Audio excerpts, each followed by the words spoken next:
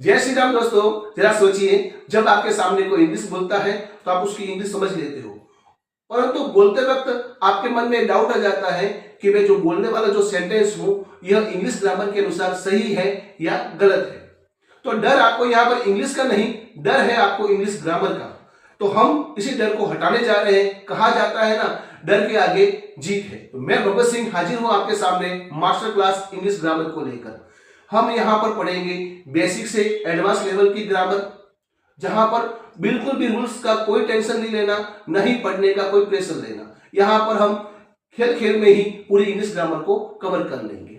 तो आइए, यदि आप स्टूडेंट हो, यदि आप कंपटीशन एग्जाम की तैयारी कर रहे हो या सिर्फ अपनी इंग्लिश को आप स्ट्रॉन्ग करना चाहते हो, तो आप बिल्कुल सही जगह पर हो। तो जल्दी से आप इसी चैनल को सब्सक्राइब कर दीजिए, बेल आइकन दबा दीजिए, जिससे हम आपको रोजाना इस सीरीज को आगे बढ़ा पाए, आपके सामने हर रोज आपके सामने नए नए वीडियो पेश कर सके। यह इस सीरीज का पहला वीडियो है, इसलिए सब्सक्राइब कर दीजिएगा और बेल आइकन जरूर दबा दीजिएगा। शुरू करते हैं इंग्लिश ग्रामर। जय श्री राम। सोचिए जरा, आपको इंग्लिश के वर्ड्स तो याद हैं, लेकिन उसको एक सेंटेंस के रूप में आप जमा नहीं पाते हो।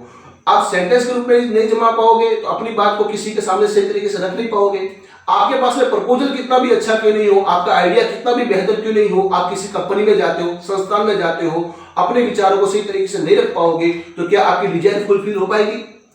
आप एक स्टूडेंट हो, कोई एग्जाम देने जाते हो, एग्जाम में आपकी कंसेप्ट तो क्लियर है, आपको सब कुछ आता है, पर आपकी ग्रामर वीक होने के कारण आप अपने विचारों को वहां व्यक्त नहीं कर पाते हो।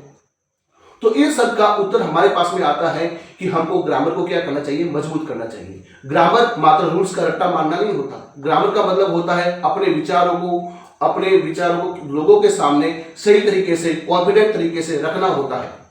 आइए हम जानते हैं अगली स्लाइड में कि ग्रामर में कि पढ़ने से हमको आने वाले भविष्य में क्या क्या फायदे मिलते हैं, जानने की कोशिश करते हैं। चलिए इस स्लाइड में पॉइंट मैंने बनाया है, इंप्रूव द कम्युनिकेशन स्किल, अर्थात हमारे वार्तालाप कौशल को, बोलचाल के तरीके को इंग्लिश क्या करती है, इंग्लिश ग्रामर उस बोलचाल के तरीके को इंप्रूव कर देती है, इनहांस कर देती है, जिसके कारण हम लोगों के सामने अपनी बात को पूरे कॉन्फिडेंट तरीके से और व्यवस्थित तरीके से कह पाते हैं।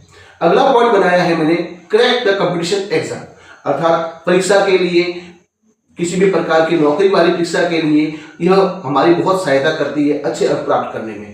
थर्ड पॉइंट बनता है प्रोफेशनली ग्रोथ। आप इंटरनेशनल मार्केट में व्यापार करने चाहते हो, आसपास के किसी मेडिकल वाले सेक्टर में आप कोई काम करना चाहते हो या किसी एजुकेशनल फील्ड में आप काम करना चाहते हो, तो वहां पर आपको ग्रोथ दे सकती है।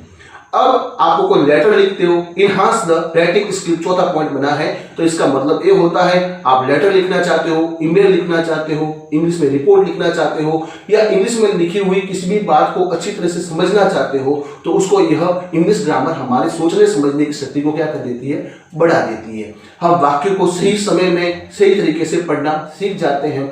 अब मैं आगे शुरू कर रहा हूं इंग्लिश ग्रामर का पहला चैप्टर, फोनेटिक्स। मैंने फोनेटिक्स इसके लिए चुना है आपके लिए क्योंकि यह बच्चों को इंग्लिश वर्ड्स पढ़ते तो हैं लेकिन सही तरीके से उनको प्रोनाउंस नहीं कर पाते हैं। तो हम पहला पॉइंट पढ़ेंगे फोनेटिक्स। फोनेटिक्स का मतलब होता है, phonetics is the study of speech sound. अब मैंने यहाँ पे आपके हाईलाइट किया है, phonetics is the study of speech sound, अर्थात हमारे बोलचाल के आवाज, यह आवाज पर डिपेंड करता है। मान लो आपने 3 मीनिंग लेते हैं, जैसे क कब बोला जाए, क के साथ में अ जुड़ा हुआ है, अर्थात हम जब मीनिंग बोलते हैं तो क आधा है, उसके साथ में अ जुड़ता है तो क पूरा बनता है। वैसे अंग्रेजी में अलग अलग प्रकार के वर्ड्स मिलेंगे, उनको हम साउंड के आधार पर बांटेंगे। हम इसको कहते हैं फोनेटिक्स। क्या है? किसी भी प्रकार की ध्वनियों का, वाक्य की ध्वनियों का वैज्ञानिक तरीके से अध्ययन करना।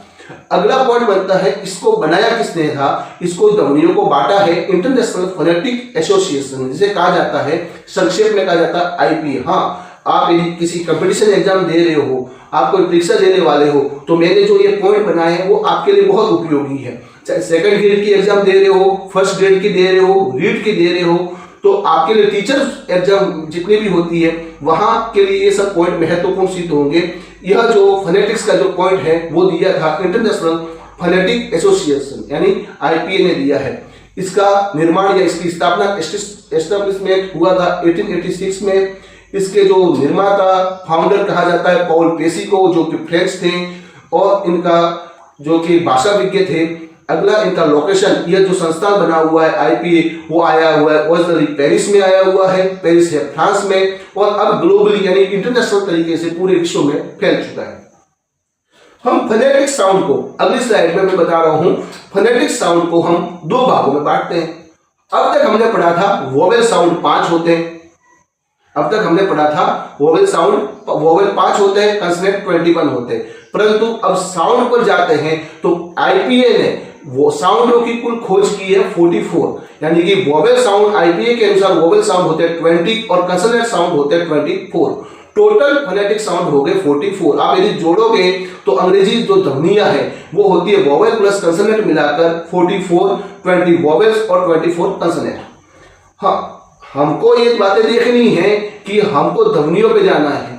जब आप 10वीं का एग्जाम दे रहे हो, 6ठी का एग्जाम दे रहे हो, 5वीं का दे रहे हो, या कैसे कोई भी एग्जाम जहां पे साउंड बेस्ड क्वेश्चन आते हैं, तो वहां पर जब आप आर्टिकल भर रहे हो तो वहां पर आपको इन ध्वनियों के आधार पर ए एन का प्रयोग करना होता है। और साउंड के आधार पर जब आप टीचर्स की एग्जाम दे रहे हो, रीट की दे रहे हो, 2nd ग्रेड की और 1st ग्रेड की एग्जाम दे रहे हो, तो वहां पर हमको फोनेटिक सैंपल के आधार पर हमको सामान्य मीनिंग में बदलना होता है, सामान्य मीनिंग के आधार पर को फोनेटिक्स सैंपल के आधार पर बदलना होता है, जिससे हमको अंक मिलते हैं। तो आपको वहां पर ध्यान रखना है, जो मैं आगे पढ़ाने जा रहा हूं। अगला आपका पॉइंट बनेगा वोवेल साउंड, जो मैं 20 पढ़ाने वाला हूं। अगली क्लास में मिलते हैं, तब तक के लिए जय श्री राम, शुभ रात्रि।